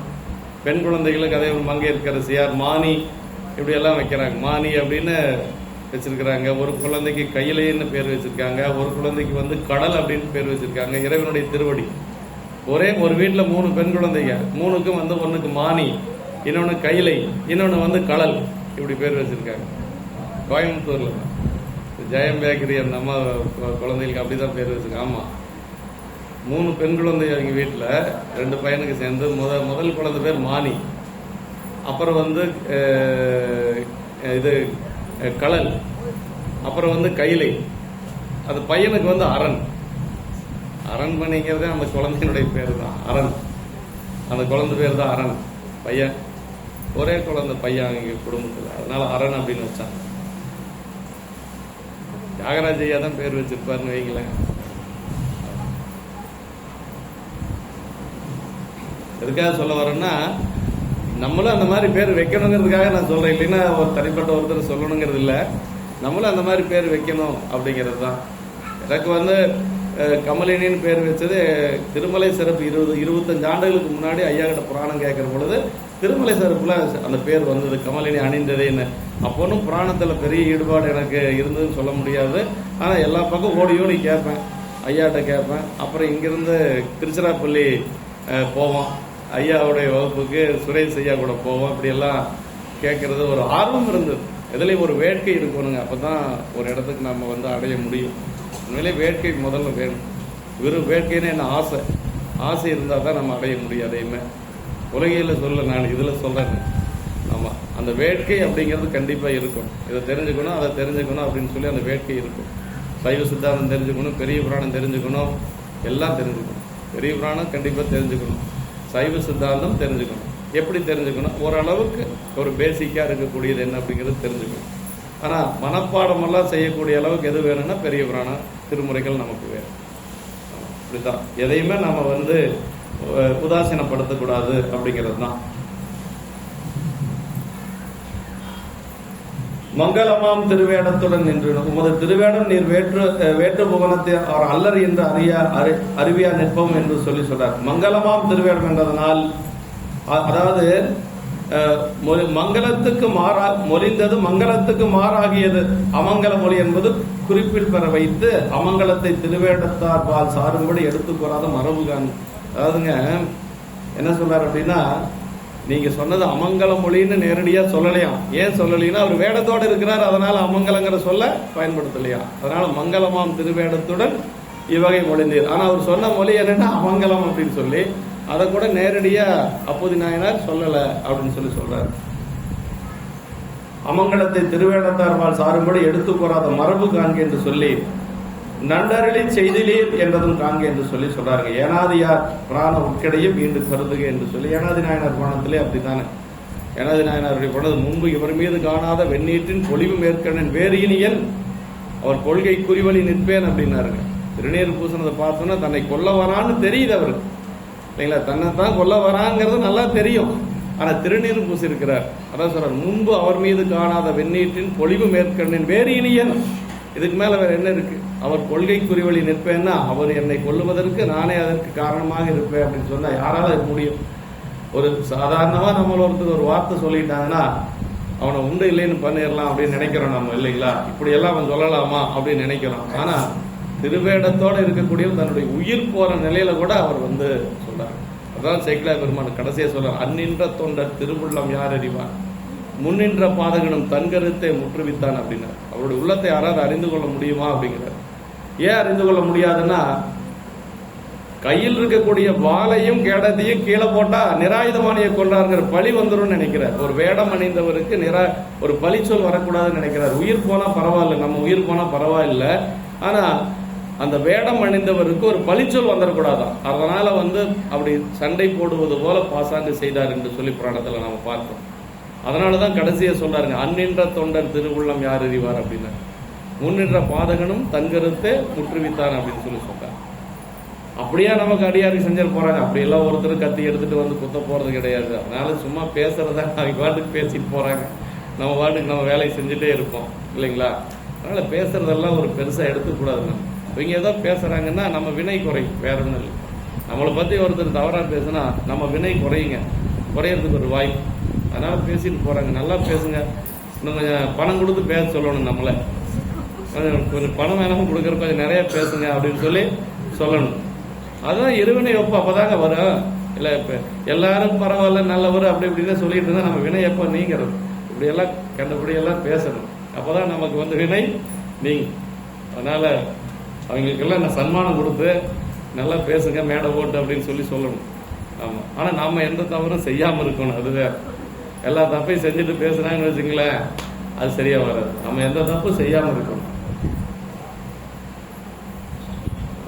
அப்படி ஏனாதி நாயனாருடைய புராணத்தில் நினைக்க சொல்ற, எங்கு உறைவியர் அங்கனது புவனத்தில் அறியாதார் இளராதலே நீர் உறைவது வேறு எனக்கு எவ்விடம் என்றபடி நீர்தாம் யார் அப்படின்னு சொல்லி கேட்கிறார். யார் என்றதனால் பெயரும் வினாவியபடி ஊர் என்ன என்னவும் வாய் திரவியர் ஒளிவீர் பழியே பேரென்ன உரையீர் என்று சொல்லி திருக்கோயார் சொல்லுவது போல ஊர் என்ன பேர் என்ன அப்படின்னு சொல்லி கேட்கறது மாதிரி இந்த இடத்துல நீ எந்த ஊரும் முதல்ல பேர் என்ன அப்படின்னு சொல்லி கேட்கிறாருங்க. நீர்தாம் யார் இயம்பும் என்று சொல்லி கேட்கிறார். இப்பதான் சொல்றாரு பாருங்க, நம்மளா இருந்தா நீ சொல்ற அந்த திருநாவுக்கரசு நான் தாயா அப்படின்னு சொல்லியிருக்கோம். அப்படியெல்லாம் சொல்லுவார் அப்பர் சாமி. அவர் அந்த அடக்கமே வடிவமானவர். அந்த தாழ்வனும் தன்மையாம் சைவமும் சமயம் சார்தல்கிறது இந்த இடத்துலதான் நம்ம பார்க்க முடியும். அவ்வளவு பெரிய நாவுக்கரசு பெருமான் சொல்றார்.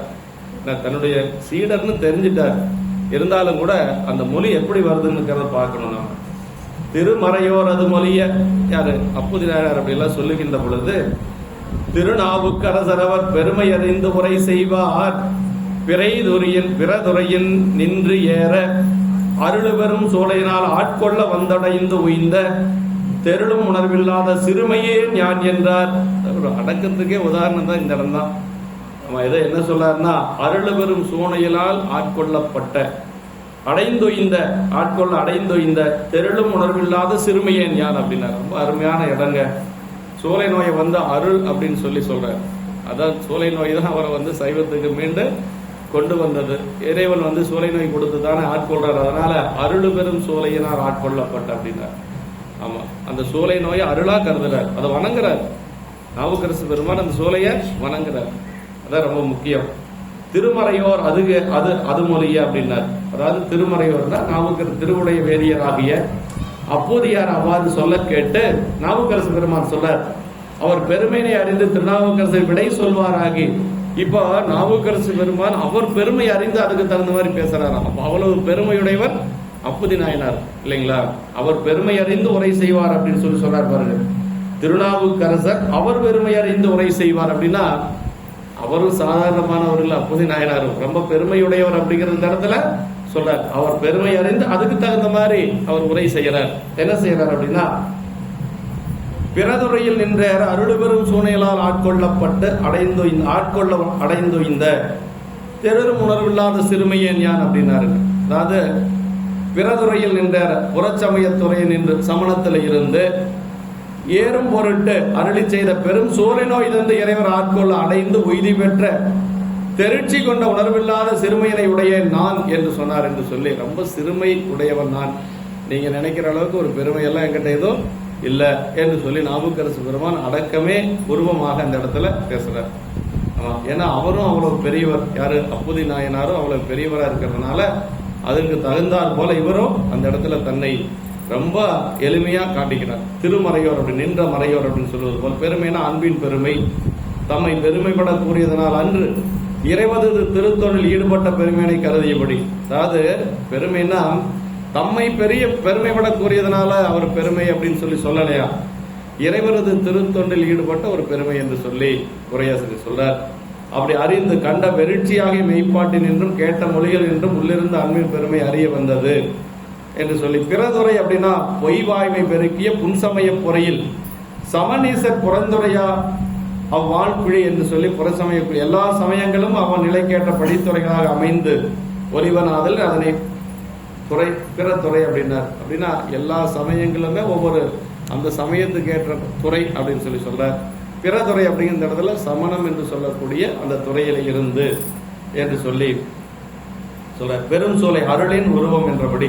ஆமா, சோலை அப்படின்னா அந்த இடத்துல ஏற அருளும் அப்படின்னார். பெரும் சோலை அருளின் உருவம் என்றபடி, அருளுடைய உருவமே சோலைதான் என்று சொல்லி சொல்றார். ஆமா, வாழ்வு பெற தரு சோலை அப்படின்னு சொல்லி இன்னொரு இடத்துல சொல்வார். வாழ்வு பெற தரு சோலை, வாழ்வு தந்தது அந்த சோலை தான் என்று சொல்லி நாவுக்கரசு பெருமானுடைய புராணத்துல வருது. ஆமா, நோய் நல்குறவு முதலிய துன்பங்கள் யாவையும் இறைவர் உயிர்களை தூய்மையாக்கி ஈடேற்றுதற்கு செய்யும் அருளின் மன்னங்களே என்று கொள்வது அறிவுடைய இயல்பு. நோய் அப்புறம் வறுமை இதெல்லாம் எதுக்கு வருது அப்படின்னா, நம்ம இறைவன் செய்யக்கூடிய அருளின் மன்னங்களே என்று சொல்லி சொல்றாங்க.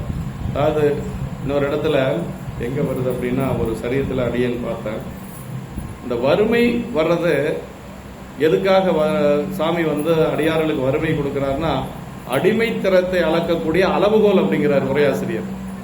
அந்த வறுமை வந்த பொழுதும் அந்த அடிமைத்தரத்திலிருந்து விலகாது இருக்கிறாங்க பாருங்க, அதுதான் பெரிய சிறப்பு. அதை ஒரு அளவுகோல், அதை சோதிக்கிறதுக்கு நல்லா சொல்லக்கூடாது. நம்ம அந்த அடிமைத்தரத்தை அளக்கக்கூடிய அளவுகோல் அப்படிங்கிறார். அடியார்களுக்கு திடீர்னு ஒரு வறுமை வருது அப்படின்னா, அது எந்த புராணத்தில் வருது அப்படின்னா, என்ன இளையான்குடி நாயனார் புராணத்தில் அது நேரடியாகவே வந்துடுது. அது அது செல்வம் மேவிய நாள் செயல் செய்வதென்றையும் அல்லல் நல்குறவான போதிலும் வள்ளல் என்று அறிவிக்கவேன்னு சொல்லி சொல்றாரு. இன்னொரு புராணத்துல வருது, அது எங்க வருதுன்னா என்ன, குங்குளி கலை நாயனார் புராணத்துல வருது. சரி, குங்குளி கலை நாயனார் புராணத்துல கலைநாயனார் புராணத்துல வருதுங்க.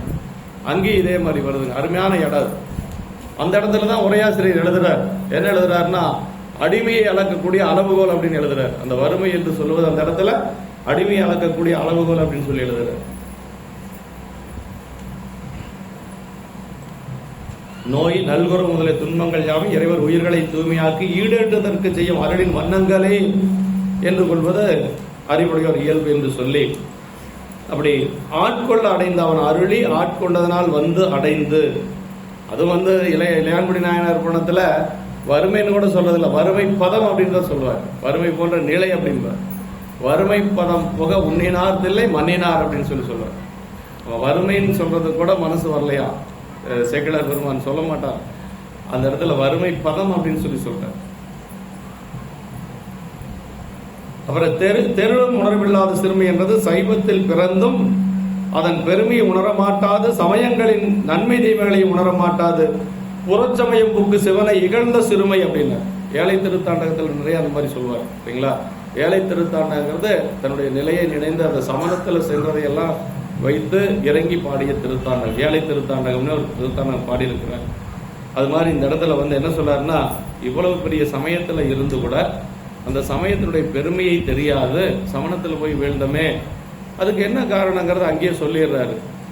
ஆரம்பத்திலேயே சொல்லிடுறாரு, சமயங்கள் ஆனவற்றை நல்லாறு தெரிந்துணர நம்பர் அருளாமையினால் கொல்லாமை மறந்துரை அம்மன் சமயம் குறுகுவார் அப்படின்னு. நம்பர் அருளாமைங்கிறது தான் காரணம். ஒரே காரணம் அங்கதான் சொல்றாரு, வேற எங்கேயும் சொல்றது இல்லை. ஏன் நாவுக்கரசு பெருமான் சமணத்துக்கு போனார் அப்படின்னா, சேக்கிழார் பெருமான் சொல்றது அங்கதான், நில்லா உலக இயல்பு கண்டு நிலையா வாழ்க்கை அல்லேன் என்று அறத்துறந்து சமயங்களானவற்றின் நல்லாறு தெரிந்துணர நம்பர் அருளாமையினால் கொல்லாமை மறைந்துரையும் அவன் சமயம் குறுகுவார் அப்படின்னு. அப்ப சைவ சமயத்துல நின்று நிரந்தரமா பணி செய்யணும்னா பெருமானுடைய திருவருள் வேணும். இல்லைன்னா கண்டிப்பா யாராலும் பணி செய்ய முடியாது. காலம் பூரா பணி செய்யறது அப்படியே இறைவன் திருவடி அடைகின்ற வரைக்கும் பணி செய்யறது அப்படிங்கிறது சாமியினுடைய திருவருள் வேணும். நிறைய பேர் இருக்கிறாங்க போயிடுறாங்க, அப்படியெல்லாம் இல்லாம பணி செய்யறதுக்கு அப்படிங்கிறது வாய்ப்பு எப்போ கிடைக்கும்னா இறைவனுடைய திருவருள் இருந்தால் தான் கிடைக்கும். எல்லாத்துக்கும் கிடைக்காது அப்படிங்கிறது தான் உண்மைங்க. என்னதான் போட்டு கட்டி இழுத்தாலும் வரமாட்டான். சில ஒரு கோயிலுக்கு போகலாம் வரமாட்டான், இல்லை தேவாரம் படிக்கலாம் வரமாட்டான், பெரிய புராணம் கேட்கலாம் வரவே மாட்டான். ஏன் வரமாட்டான் அப்படின்னா அவனுக்கு திருவருள் அவ்வளவுதான். அதனால இது நம்பர் அருளாமையினால் அப்படிங்கிறது தான் உண்மைங்க. இன்னொன்று என்னன்னா, நம்ம ஒரு 2 மாசம் 3 மாசம் வராது விட்டோம்னு வச்சுக்கங்களேன், அவ்வளோதான். நம்ம அடியாருடைய அந்த ஒரு சேர்க்கை இல்லைனாவே நம்ம மனசெல்லாம் மாறி போயிடும். மறுபடியும் பழைய நிலைமைக்கு நாம் போயிடும். என்னதான் நூல்கள் படித்தாலும் கூட என்ன செய்யணும், மாலரணையம் மலிந்தவர் வேடமும் ஆலயம் தானும் அரண்யன தொழுமேன்னு 12ஆம் சூத்திரம் சொல்லுது. என்னதான் நூல் படித்தாலும், தேவாரம் படித்தாலும், திருவாசகம் படித்தாலும், பெரிய புராணம் படித்தாலும் அடியாருடைய சுற்றத்தோடு இருக்கணும். எங்கேயாவது ஒரு பக்கம் ஏதாவது ஒரு திருக்கூட்டத்தில் நம்ம அடியாரோட சேர்ந்து இருக்கிறது தான் அந்த நிலைத்த அன்புக்கு. ஏன்னா இன்புற நிலையில சொல்றாரு இல்லையா, இன்புற நிலைக்கு அடுத்தது திருவருட்பயன்ல சொல்றாரு இல்லையா, அந்த கிடைச்ச இன்பம் நீங்காம இருக்கணும்னா 2 உபாயம் தான். ஒன்று அஞ்சலத்தை சொல்லுவது, இன்னொன்று அணைந்தோர் தன்மை. இது 2 தான் முக்கியம். அஞ்சலத்தையும் சொல்லிட்டு இருக்கணும், அடியார்களோட கூட்டா இருக்கணும் அப்படிங்கிறது தான். அணைந்தோர் தன்மை ரொம்ப ரொம்ப முக்கியம். நம்ம இப்படியே இருக்கணும் அப்படின்னா, இது தொடர்ந்து இருக்கணும்னா அடியார்களோட இருக்கிறது தான் நமக்கு சிறப்பு. அதான் பெரிய புராணம் தான் என்ன சொல்லுதோ அதே தான் நமக்கு அணைந்தோர் தன்மை. அணைந்தோர் தன்மைங்கிறது என்னன்னா 12ஆம் சூத்திரம், பெரிய புராணம் தான் 12ஆம் சூத்திரம், 12ஆம் திருமுறை தான் 12ஆம் சூத்திரம். அங்கேயும் 12, இங்கே 12, சூத்திரமும் 12. அதே மாதிரி நமக்கு திருமுறையிலையும் 12. நல்லா அதிசயப்பத்தில் அருமையா பாடிட்டு இருந்தேன். அருமையா இருக்கும். அதிசயப்பத்தால உண்மையிலேயே நம்ம தினசரி பாட வேண்டிய பதிவு இல்லைங்களா, பெரிய வேலை. அதிசயம் கண்டாமே அது அடியாரோட இருக்கிறது தான். அத்தன் ஆண்டுதன் அடியரில் கூட்டி அதிசயம் கண்டாமே. என்ன ஒரு மணிவாசக பெருமானே அடியாரோடு இருக்கிறது எனக்கு அதிசயமா இருக்குதுன்னு சொல்றாருன்னா நம்மளாம் எந்த மூலை. அதனால அடியார்கள் தான் உயர்வு, அடியார்களோடு இருக்கிறதா சிறப்பு அப்படிங்கிறது திருவாசகமும் நமக்கு. அடியார் பெருமையை சொன்ன நூல் திருவாசகம். பெரிய புராணத்துக்கு அடுத்தது அதிகமா அடியார்களை பத்தி பேசிய நூல் திருவாசகம். சொல்லியிருக்கிற திருநெல்வேலியில் அவங்க தினசரி பாராயணம் பண்ணுவாங்க. அவங்க சொல்லியிருக்கிற அடியாருங்கிறது எத்தனை பக்கம் வருது எத்தனை சொல் வருது அப்படிங்கிறத சொல்லுங்க அப்படின்னு சொல்லியிருக்கணும். சரின்னு சொல்லிட்டு போயிருக்கிறாங்க. அடியார் அடியார் பல இடங்கள்ல வரும் திருவாசகத்தில்.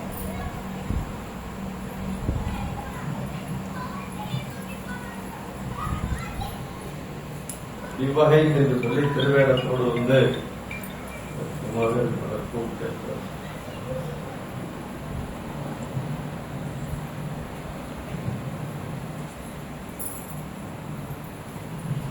என் உறைவேன் அண்ணனது கோணத்தில் அறியாத இல்லாதலில் நீ உறைவது வேறு எங்கே என்று சொல்லி, அப்படி தெரியாதவங்க யாருமே இல்லை அப்படின்னு நீங்க எங்க இருக்கிறீங்க, எந்த ஊர் அப்படின்னு சொல்லி கேட்கிறார்.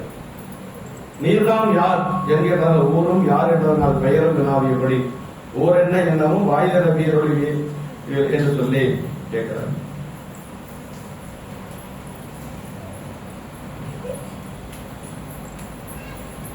இந்த பாட்டு அந்த பாட்டு பெரிடம் உணர்வில்லாத சிறுமியை ஞான் என்றார் என்று சொல்லி சொல்றார். நோய் நல்குணம் முதலிய துன்பங்கள் யாவையும் இறைவர் உயிர்களை தூய்மையாக்கி ஈடேற்றுவதற்கு செய்யும் அருளின் மன்னங்களே அடைந்து இந்த சிறுமியை சொல்ற. பெரிடும் உணர்வில்லாத சிறுமி என்பது சைவத்தில் பிறந்தும் அதன் பெருமை உணர மாட்டாது, சமயங்களின் நன்மை தேவைகளை உணர மாட்டாது, புறத்தமையம் முற்று சிறுமை நிகழ்ந்த சிறுமை ஏழை திருத்தாள் என்று சொல்றார். சிறுமையன் யார் என்று சொல்லி அப்போதையார் அவன் பெருமை என்று தமது தன்மையை பெருமையாக போற்றினும் தம்மைத்தான் உணர்வில்லாத சிறுமையராக உணர்ந்துள்ளார் அப்பொழுது என்று சொல்லி இது அவர் பெருமை. அப்போதையார் தமது பெருமையை கண்ட இடத்தில் தமது சிறுமையனையே கண்ட நாயனார் என்று சொல்லி, அப்போதைய நாயனார் வந்து அவர் பெருமையா பார்க்கிறாரு, ஆனா தன்னை அவர் எப்படி பார்த்துக்கிறார்னு சிறுமையாகவே பார்த்துக் கொள்கிறார் என்று சொல்லி சொல்லாரு. இது அவன் திருவாக்கில் பல இடத்தும் காணலாம் என்று சிறுமையை பெருமையாக கொண்டது அப்போதையாரது பெருமையாம் என்று நாயனார் கொண்டனர். நம்முடைய சிறுமையெல்லாம் அப்போதையார் பெருமையாக கொண்டார் என்று சொல்லி அவர் மனசுல நினைக்கிறார் நாவுக்கரசு பெருமான். அவர் பெருமை அறிந்து இவ்வாறு தத்தன் சிறுமை கண்டு ஒழுகுவது அறிவுடைமையும் ஈடேறும் நெறியுமாம். இவ்வாறன்றி இது தம் பெருமை என்று அறிவது ஆணவத்தை மிகச் செய்து வீழ்ச்சிக்கே காரணமாகும் என்று சொல்லி தன்னைத்தானே பெருமையாக, அதாவது ஆணவ மலத்தினுடைய முதல் குணமே என்ன அப்படின்னா தன்னைத்தானே வியத்தல் அப்படிங்கறதாங்க. தன்னை வியத்தல் அப்படிங்கறதுதான் தன்னைத்தானே பெருமையாக கொள்ளுவது. ஏனாதி நாயனார் புராணத்துல அதிசூரனை பத்தி வருங்க. அதிசூரன் என்ன நினைச்சுவானா, கற்றவர்கள் தன்னில் கடந்துள்ளார் இல்லை என்னும் பெற்றுமையால் தன்னையே சார மதித்துள்ளார் அப்படின்பாரு. தன்னைத்தானே மதித்து கொண்டானா. உரையாசிரியர் என்ன சொல்லுவாருன்னா, அவனை வேற யாரும் மதிக்கல, அதனால அவன் என்ன செஞ்சான், தன்னைத்தானே மதித்து கொண்டான் அப்படின்பாரு. அந்த தன்னைத்தானே மதித்துக் கொள்வது அப்படிங்கிறது தான் ஆணவ மலத்தினுடைய ஒரு உச்சம். தன்னைத்தானே இங்க வந்து அப்பர் சாமிகள் எப்படி இருக்கிறார் பாருங்க. எந்த இடத்துலயும் தன்னை உயர்வாக கருதவே இல்லை அப்படின்னா அந்த அந்த இதெல்லாம் அவங்க பக்கத்திலேயே அந்த வாசனையே இல்லை இல்லைங்களா. ஆணவ மலத்துக்கே போறோம், அந்த வாசனையே இல்லை. தன்னைத்தானே பெரிதாக மதித்துக் கொள்வது ஆணவ மலத்தினுடைய ஒரு உயர்ந்த நிலை அப்படின்னு சொல்லி சொல்றார். முதல் நிலையே அதான் அப்படின்னு சொல்லி சொல்றார். கற்றவர்கள் தன்னில் கடந்துள்ளார் இல்லை என்னும் பெற்றுமையால் மிக பெருமிதம் வந்து அப்படின்னா, மிக பெருமிதம் வந்து தன்னையே சால மதித்துள்ளான் அப்படின்னா, தன்னைத்தானே பெரிதாக கருதிக்குவானா அதிசோரன். அந்த சரீரத்துல மெய்ப்பொருளுக்கும், அதாவது அடியாருக்கும் இலக்கணம் சொல்றாரு, அதே மாதிரி ஆணவ மலத்துக்கும் இலக்கணம் சொல்றாரு சேக்கிழார் பெருமான். ரெண்டுக்கும் சொல்றாரு. இப்படி சிறுமையான் யான் என்ற தம்மை அறிவித்துக் கொண்டது அவையடக்கம் போன்ற உபச்சாரம் அன்றி உண்மையிலே உணர்ந்து உள்ளூரி அப்பர் பெருமான் ஒழுகை நெறியாகும் என்பதற்கு பித்தானேன் வேதையேன் வேயேன் நாயேன் பிழைத்தனங்கள் அத்தனையும் பொறுத்தா என்றோம் என்று இறைவனிடத்து அவர் வந்து உள்ளங்கலந்து செய்யும் விண்ணப்பங்கள் பலவும் சான்று என்று சொல்லி பல இடங்கள் அந்த மாதிரி. அதை விட திருக்கோயிலூர் பதிகத்தில் சொல்ற செத்தையேன் சிதம்ப நாயேன் அப்படின்பார். அதாவது குப்பை உரமா பயன்படுமா, செத்தை வந்து எதுக்குமே ஆகாது. செத்தை அந்த குப்பையிலிருந்து பிரிச்செடுக்கிறது செத்தைங்க, அது எதுக்கு உரத்து கூட ஆகாது, அது செத்தையேன் அப்படிம்பாரு. அப்புறம் நாய் அப்படின்னு சொல்லிட்டா அது கூட நன்றியுடையதான்.